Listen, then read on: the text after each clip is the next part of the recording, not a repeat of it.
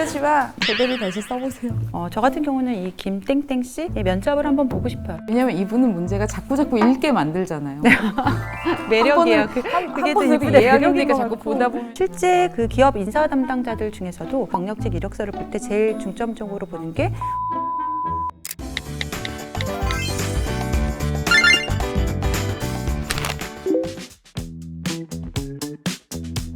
안녕하세요. 유엔파트너스 이지영입니다. 안녕하세요. 잡코리아 마케팅 커뮤니케이션 팀의 변지성입니다.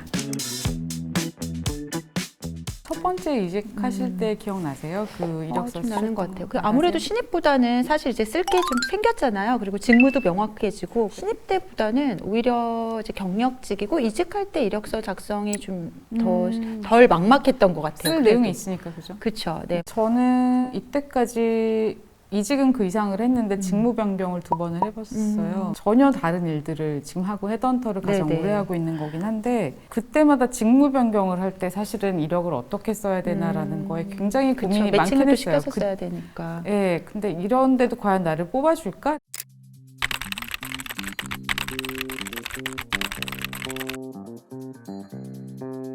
지원자 B씨 경력직 이직서. 경력직이고 이번에 이직을 위해 이력서 업데이트를 했는데요. 기존 이력서를 쓰다가 이번에 그냥 새롭게 만들어 봤는데 어쩐지 좀 낯설고 이게 맞나 싶기도 하네요. 이렇게 적어도 괜찮을지 전반적으로 검토받고 싶어요.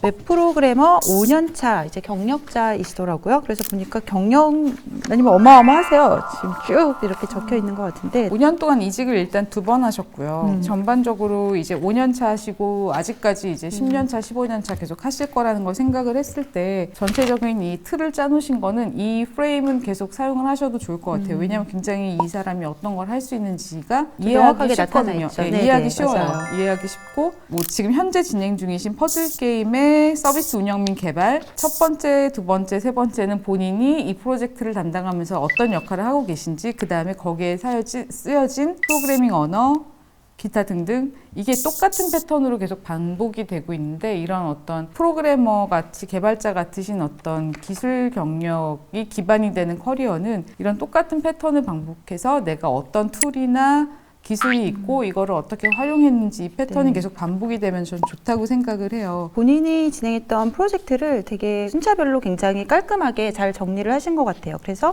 보면은 프로젝트 진행을 굉장히 많이 하셨는데도 불구하고 이게 막 한눈에 안 들어오거나 아니면 보기에 복잡하거나 이런 것들은 없이 깔끔하게 잘 정리를 하신 것 같은데 개발자분으로 이제 커리어를 성장시키시면서 나중에는 CTO도 되실 수 있고 더 큰 역할을 하실 수가 있는데 굳이 얘기하자면 실력 있는 어떤 개발자분들의 이력서를 봤을 때 다른 부분은 뭐냐면 내가 어떤 프로젝트를 리드했는데 이런 성과를 냈다는 부분이 네. 분명히 들어가 있어요. 이런 어떤 성과 부분을 꼭 넣는 거는 꼭 개발자분뿐만 아니라 내가 그런 뭘 게 좀 했을 있으면 때 좋겠어요. 네. 성과가 좀 들어가면 좋긴 하겠죠. 이제 어차피 경력직이고 기업의 입장에서도 이제 경력직을 채용할 때는 당장 이 사람을 채용해서 프로젝트에 바로 투입돼서 현업을 하고 성과를 낼 수 있는 사람들을 이제 찾고 또 기대하기 때문에 본인이 이제 진행했던 프로젝트를 먼저 우선순위로 가져와서 정리하는 거는 저는 이분은 구성은 그래도 잘하신 것 같아요. 네, 아직 5년 차시고 그 이력서 자체를 정갈하게 깨끗하게 정리를 하시는 게 이번 목표셨던 것 같기도 해요. 보니까 그래서 저는 그래도 이 정도면 잘 정리하셨다라고 평가할 수 있을 것 같습니다.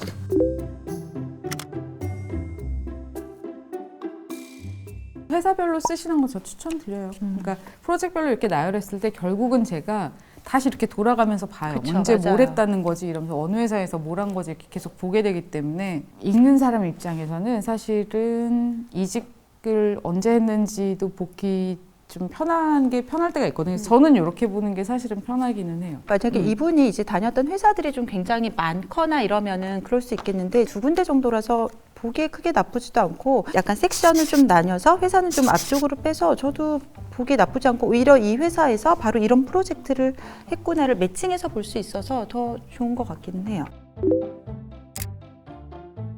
대학원 최종 학년만 꼭 쓰시는 분들이 있는데 그런 경우는 사실 다시 물어보긴 해야 되거든요. 가장 중요한 건 대학교를 기준으로 작성하시는 게 좋을 것 같아요. 학력의 기준은 사실은 아직 우리나라에서 대졸 기준의 채용이 많다 보니까 대학을 중심으로 하는 건 맞는 것 같아요. 근데 꼭 이제 마지막 최종 학력만 쓰시는 분들이 있는데 그런 경우에 보는 사람 입장에서는 석박사급 정도면은 그 사실 석박사 때 했던 공부를 기반으로 채용을 하는 경우들이 많잖아요. 근데 네. 학부 때부터 계속 한 건지 아니면 그쵸, 맞아요. 그러니까 연결성이 있는 건지 없는 건지 그것도 봐야 되고 글쎄요 왜 굳이 안 쓰시는지 잘 이해를 못해요. 저도 학부 때부터 그냥 쓰는 게 더 자연스러울 것 같아요. 그런 경우는 있어요. 예를 들면 대학원은 되게 갑자기 공부를 열심히 하셔가지고 굉장히 좋은 대학원 가셨는데 학부 때 그날 시험을 수능을 못 보셨다거나 그 해에 그래가지고 본인 기준에 마음에 안 드셔가지고 이제 최종 학력을 쓰시는 경우도 있는데 근데 어쨌건 면접 과정에서 질문이 나오긴 할 것 같아요. 네, 그럴 네. 바에는 그냥 처음부터 명확하게 그냥 쓰시는 게 더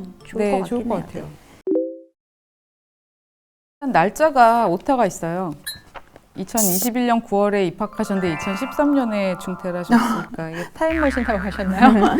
그게 사실은 전 눈에 좀 많이 띄긴 했거든요. 그래서 이거는 다시 한번 확인을 해주셨으면 좋겠고 정말 좋은 지원자이면은 괜찮겠지만 일단 이런 부분의 실수 같은 경우 특히 회사 이름을 잘못 쓰는 실수 같은 경우에는 좀 성의가 없어 보이죠. 일단 우리 회사 지원하면서 이력서 한 번 더 검토하지 않았고 심지어 회사 이름을 다른 회사 이름을 작성해서 넣는다든지 아니면 회사의 이름을 잘못 게재해서 보내는 경우는 그냥 이거는 그냥 오탈자의 문제가 아니고 우리 회사에 대한 좀 성의가 부족하다 약간 이런 느낌이 들 수 있겠고 가급적이면 이런 오탈자 같은 것들은 좀 체킹을 하셔가지고 실수를 안 하시는 게 베스트이긴 할 것 같아요. 지속적으로 이제 문법이나 맞춤법에 네. 계속 문제가 있는 분들 네. 있잖아요. 근데 하나는 그럴 수 있다고 치는데 두 번째 똑같이 정말 모르는구나 그 생각이 들잖아요.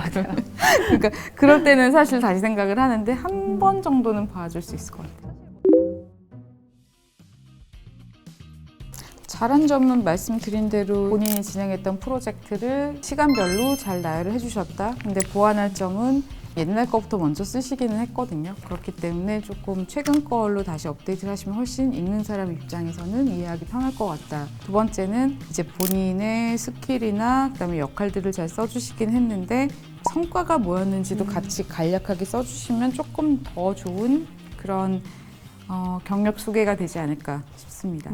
또 칭찬을 드리고 싶은 거는 스킬스 앤 익스피리언스에 본인이 프론트엔드랑 백엔드를 다 해보셨다고 딱 나눠서 쓰셨거든요. 이렇게 정리를 딱 해주신 게 훨씬 임팩트 네, 있다고 네. 보여져요. 개발자뿐만 아니라 사실은 대부분의 사람들에게. 그래서 이제 핵심 역량 자꾸 말씀을 드리는데 그 부분이 이 부분이거든요. 어찌 보면. 그래서 굉장히 잘하셨다라고 칭찬은 드리고 싶어요. 경력직 채용이라는 게 계속 뭐 얘기를 하지만 당장 뽑아서 우리 기업에서 바로 현업에 투입해서 바로 실무를 할 수 있고 성과를 낼 수 있는 사람이 필요하기 때문에 신입보다 더 많은 연봉을 주고 경력직을 채용을 하는 거거든요. 실제 그 기업 인사 담당자들 중에서도 54% 절반 이상이 이제 이런 경력직 이력서를 볼 때 제일 중점적으로 보는 게 우리 회사 직무와 맞는 사람이고 일을 할 수 있는 사람인지 뭐 50%도 더 될 거예요. 그렇기 때문에 아마 가장 베스트 이력서는 내가 이 기업에 와서 그 업무를 어떻게 수행해서 성과를 낼 수 있는지 그거를 잘 어필하는 이력서가 아마 베스트 이력서이지 않을까 싶습니다. 일단 본인이 좋아하는 거를 나열을 해주시면서 네. 본인의 소개를 하신 것 같아요. 첫 줄부터 보면은 뭐 이분이 보니까 사진에 관심도 많고 중국어도 이제 잘하신다고 하고 디제잉까지도 하시는데 사실은 이분 입장에서 봤을 때는 굉장히 다양한 취미고 굉장히 저도 멋져 보이세요. 그런데 기업의 입장에서는 나는 웹 프로그래밍 지금 5년 차를 뽑는데 이게 크게 관심이 있을까? 이거를 굳이 맨 첫 줄에 이렇게 적을 필요가 있나? 이제 이런 생각은 조금 들긴 하거든요. 이런 것들은 이제 기업 입장에서는 주요 관심사는 사실 아니거든요. 그래서 이런 부분보다는 실제 이제 프로젝트 성과 중심, 이제 어필할 수 있는 역량 중심의 스토리를 제일 첫 단에 좀 작성하는 게 더 좋지 않을까. 개인적으로 친해지고 싶은 분이긴 하네요. 네, 디제잉 잘하는 사람 좋은데. 그래서 개발자 일에 네. 대해서 두 번째 단락부터 들어오셨는데 개발의 삶의 일부가 된 지금 그러니까 본인의 업무를 사랑하시는 것 같아요. 즐거움이 나의 원동력이 돼가고 있고 이런 나에게 누군가 물어다 되게 이분은 약간 문학적이신 분 같기도 하고 기업의 입장에서 쓴 거보다 본인 중심, 본인 위주로 나는 새로운 거를 되게 좋아하고 약간 이제 본인 중심에서 약간 쓴 느낌이 조금 들어요. 그러다 보니까 이제 내용 자체가 조금 약간 추상적인 것 같기도 하고 뭐 약간 에세이 같은 느낌도 들고 좀 구체적인 내용이 없는 것 같기도 하고 사실 이게 내 중심적으로 시작하는 게 틀린 건 아니에요. 누군가 물어봤을 때 헤드헌팅 일 좋아하세요? 라고 물어보면 내가 내 일을 좋아하는 이유에 대해서는 분명히 얘기할 수 있거든요. 근데 그걸 쓰신 것 같은데 조금은 임팩트가 없다 그래야 될까, 글 자체에. 뭐 같으면 이럴 것 같아요. 이제 불안정한 서버에 안정을 불어넣는 일, 이게 이제 이걸로 안정된 기반으로 세상을 만드는 일인데 세상까지는 사실은 가지 않고 그 전에 그러면 이렇게 서버 안정화 작업을 해서 그 회사의 뭐 어떤 부분을 좀 기여했고 성과를 냈는지가 제가 만약에 이제 인사 담당자라면 좀 더 궁금할 것 같아요. 세상이 아니라 어떤 네, 이제 프로젝트에 구체적으로 어떤 생명을 부분에서 어떻게 세상보다는 이제 그 회사에 어떻게 네. 제가 회사의 입장에서 채용을 할 때는 그래서 우리 회사에 뭘 기여할 수 있는데 약간 이런 부분이 조금 더 궁금해서 질문을 하긴 할 것 같고 근데 이제 느낌적으로 봤을 때 이분 굉장히 조금 선하고 개인적으로는 조금 얘기를 해보고 싶은 느낌은 있기는 해요. 제가 무슨 말씀 하는지 이해를 한다면. 네네 맞아요. 네. 기업의 입장에서 우리 기업에 우리 회사에 일할 사람을 채용하는 상황이다 보니까 그런 부분에서는 좀 더 약간 수치적이라던가 성과 중심적이나 프로젝트 중심적으로 조금 자기소개서를 작성하는 게 더 유리하지 않을까? 이제 이러긴 싶어요. 세 번째 단락도 보면은 이제 본인이 하시는 일을 굉장히 서정적으로 쓰신 것 같아요. 맞아요. 서정적으로 많이 작성하신 것 불안정한 같아요. 서버에 안정을 불어넣는 일, 안정을 기반으로 세상을 만드는 일, 그것이 내가 지금 선호하고 바라는 일이고 추구하는 방향이다. 결국은 어떤 일이 본인의 장점인 거를 이렇게 굉장히 시적으로 풀어주신 거긴 하거든요. 내 메인 책임은 불안정 서버의 안정화, 안정 기반으로 시스템 구축 및 운영, 그걸 제일 잘한다. 이 얘기인데 이 얘기를 굉장히 아름답게 써주시긴 했어요. 근데 두 번 봐야 알잖아요. 세 번 봐야 이해하고. 이게 사실은 인사 담당자의 심리를 좀 이해하고 쓰시면 좋겠는 게 한 번 보고 이해할 수 있는 글이 좋아요. 네. 아름답지만 이렇게 먼 듯한 당신은 좀 힘들 수도 있거든요. 기승전결이 분명하긴 해요. 나는 어떤 사람이고 내가 왜 개발자가 됐고 내가 개발자로서 뭘 잘하고 나 앞으로 개발자로 뭐 하고 싶어. 내 달락으로 정말 딱딱딱 잘 쓰셨거든요. 조금만 덜 감성적이셨으면 좋겠어요. 그쵸, 네. 누가 읽을지 모르기 때문에 가장 보편적인 방법을 쓰시라는 걸 저는 권해드리는 거예요. 볼 것 같아요, 저는. 저도 왜냐하면 일단 이제 경력직이시고 사실은 이분이 가진 커리어나 이런 프로젝트 경험은 굉장히 잘 작성을 해주셨거든요. 그래서 저도 면접은 한번 볼 것 같아요. 근데 이제 이분이 자기소개서가 특이하기 때문에 저도 질문을 통해서 어느 만큼 기여를 했고 핸들링을 하고 프로젝트를 이제 진행할 수 있는지는 이제 면접을 통해서는 한번 검증을 해볼 것 같기는 좀 해요. 더 자세히 물어볼 것 같아요. 그래서 그 프로젝트의 역할이 뭐였는지 그리고 결과가 어땠는지 이런 부분들 조금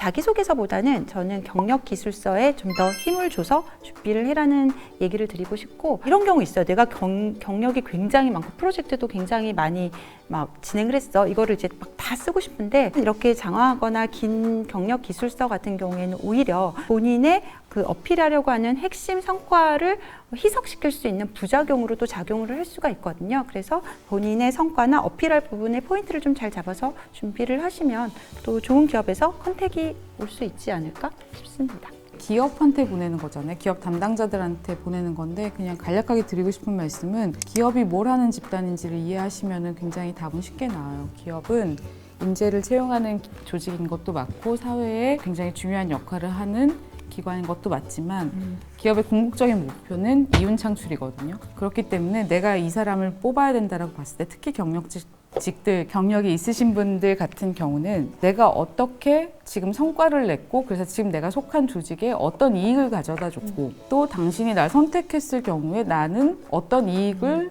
이 조직에 기여할 수 있다. 이 부분을 분명하게 보여주시지 않으면 사실은 나머지는 어찌 보면 약간 겉다리 같은 느낌도 있을 수 있어요. 네. 핵심은 그거고 기업은 이윤 추구를 하는 집단이다 라고 생각을 하시면 좋을 것 같아요.